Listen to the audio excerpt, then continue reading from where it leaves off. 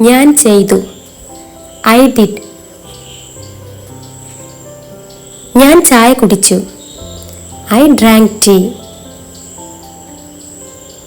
ഞാൻ പുസ്തകം വായിച്ചു. I read the book.